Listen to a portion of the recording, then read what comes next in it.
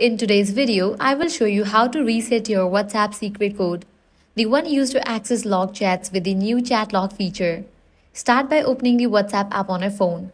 Make sure you are using the latest version of WhatsApp. Now navigate to the chats page. Swipe down. At the top, you're gonna find this section, locked chats. Click on that. Your Face ID will be enabled. Now over here, you're gonna find all the chats that are hidden. Click on the settings option given at the top right. Once on this page, you're gonna find the option secret code. Click on that. Now to reset it, you'll need to click on this option turn off. Then click on next. Now click on the option secret code. Type in the new code and then click on next and then confirm it.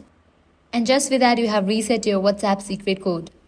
So that's a wrap for this video. If this guide helped you out, do not forget to like, share and subscribe. Thanks for watching.